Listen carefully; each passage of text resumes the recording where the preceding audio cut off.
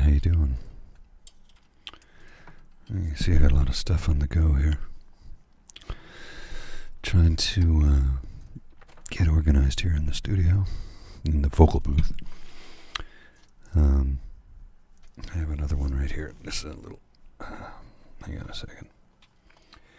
I'm really struggling today. Another mic right here. Blue. So, I've been absent for a little bit. I've been working kind of like a madman, as one does when one is working crazy hours to get projects completed.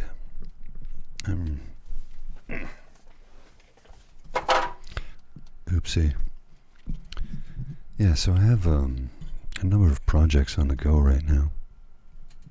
And I've been rather neglectful as of late, to be honest with you. I'm just, between my day job and the 3 different podcasts I'm working on, I've had very little free time. And when I do, I find I just, as of late, just kind of want to veg.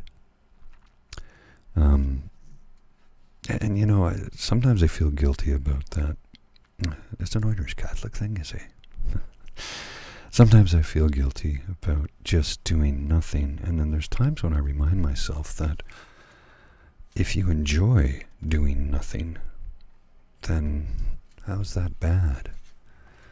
You know, society has tried to brainwash us into thinking that you need to be busy all the time, you need to be always producing and doing, and admittedly, I do like doing this for you lovely people.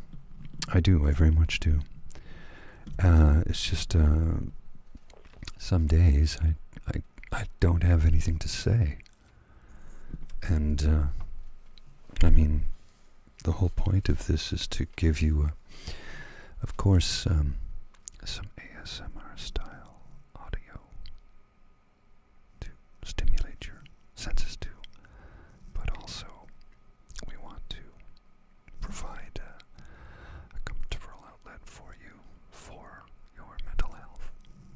And I can try and provide you with some resources, coping mechanisms, things that have worked for me in my 53 and a bit years on this planet. So, to that end, I hope whoever's watching today is doing well.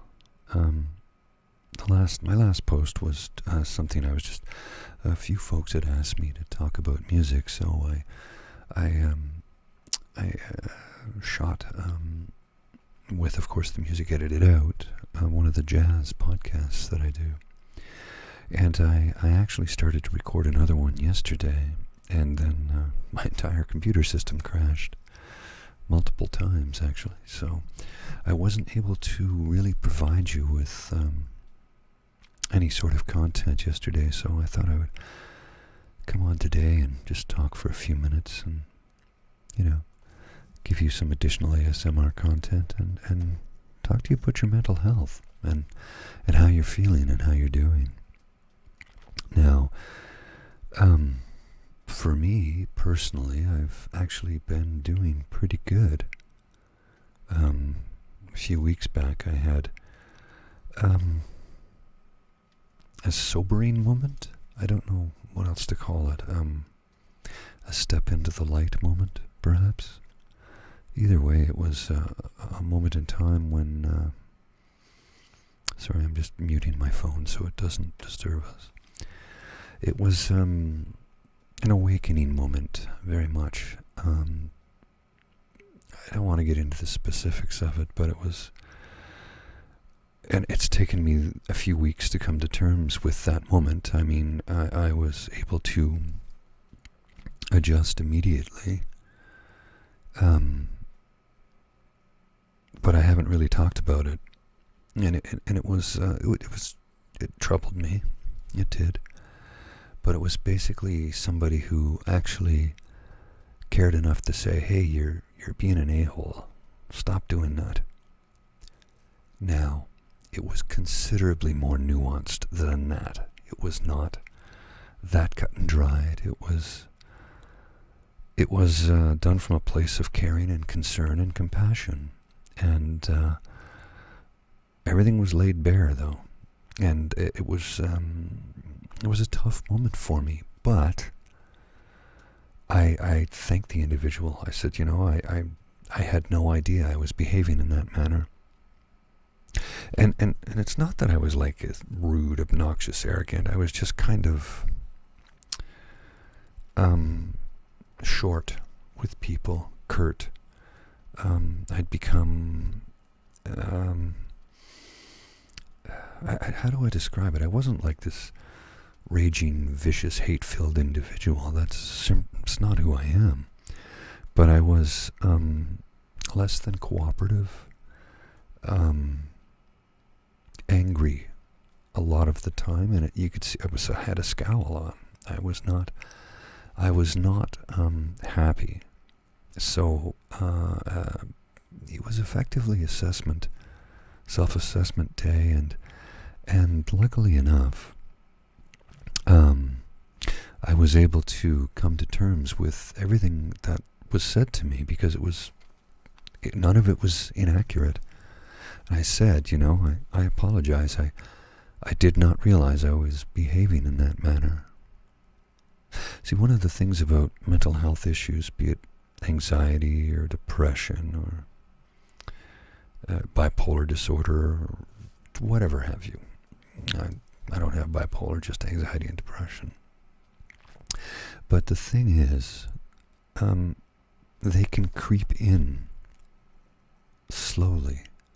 They chip away at your personality and your life till one day you may or may not realize the change that's overcome you. And this took place over the course of about 6 months. Now, I try and present my best self to you here. And I like to live my life by the credo of basically dissing the old Marilyn Monroe quote, "If you can't handle me at my worst, you don't deserve me at my best." I hate that statement.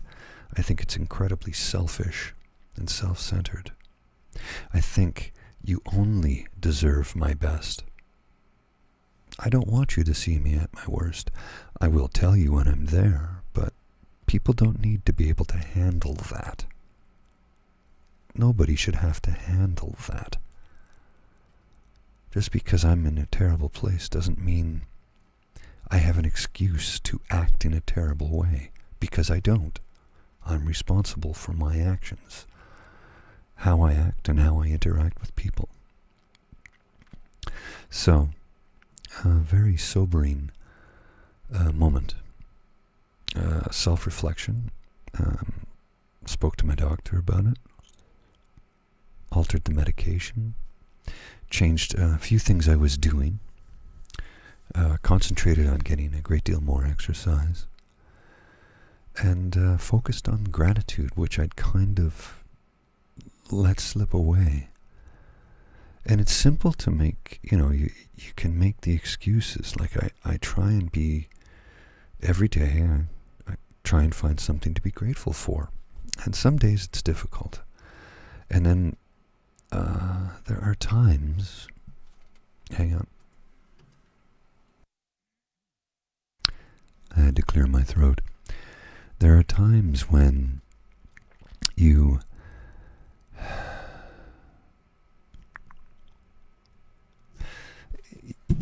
let it slip for a day, which turns into another day, which turns into a week, which turns into a month. And before you know it, you've fallen down. For want of a better term, I don't know how else to call it. You've fallen down. You've let slip the things that help you. And it's easy to do, especially when you have such busy lives that we all do, and in the middle of a global pandemic that is not over yet. It's easy to make simple excuses from one day to the next. So I'm grateful for the people in my life who will gently tell me that I'm behaving in a bad manner. Now, when I was much younger, I would have gotten very defensive. And I mean, my first instinctive reaction is to get defensive. Because when I was a young boy, I was small. I was sensitive and caring and kind, and I trusted people. Now I'm 6 foot tall, 180 pounds. I'm not a gigantic man by anyone's imagination, but I'm not a little fella either. And that's not a knock against little fellas, okay? So please, that's not a knock. I'm just trying to tell you where I'm coming from.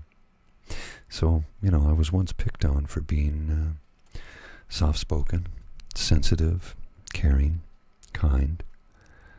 And now that's some of my better qualities.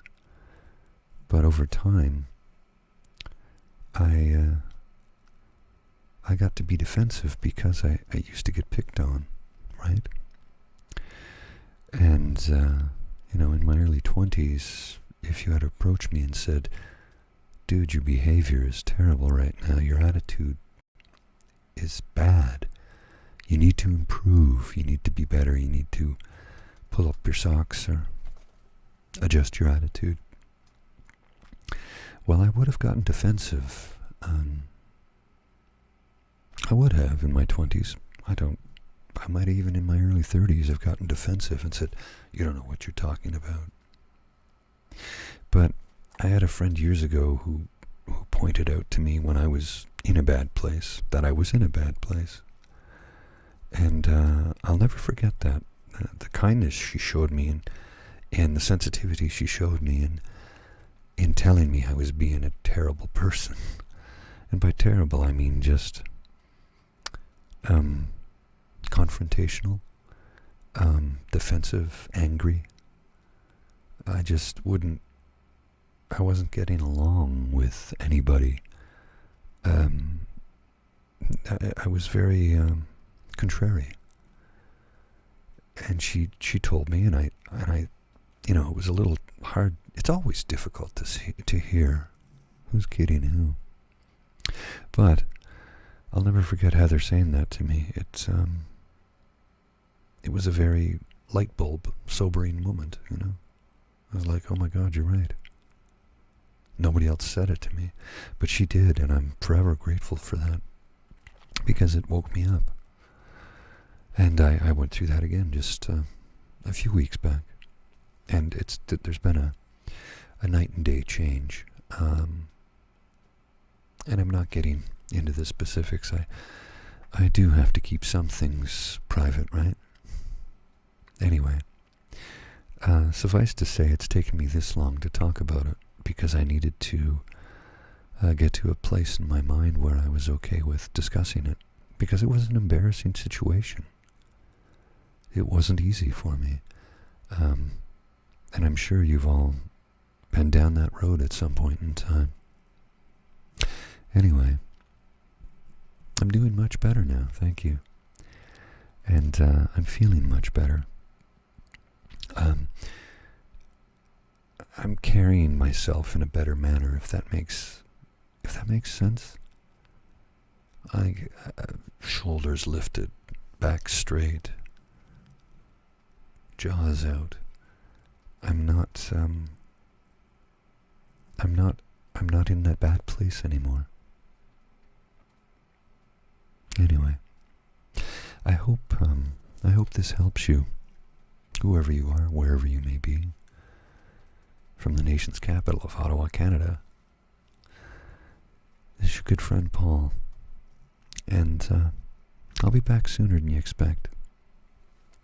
I'm going to make a much better effort to produce more content for you on a more regular basis.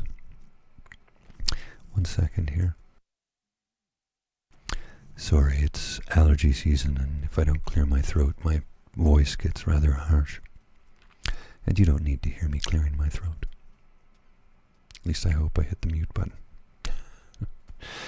Okay, my friends, wherever you are in this world, I hope you're happy, I hope you're healthy, I hope your mental health is good, and I hope this little thing I do brings you some sense of peace or joy or soothing or gives you some advice maybe you've never had before. I mean, I'm clutching at straws here.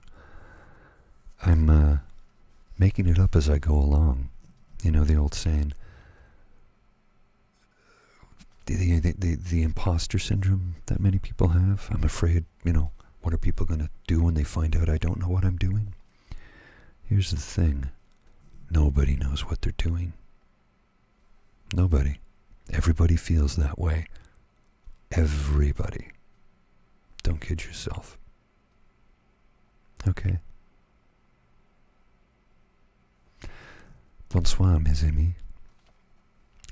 I'll talk to you soon. Bye.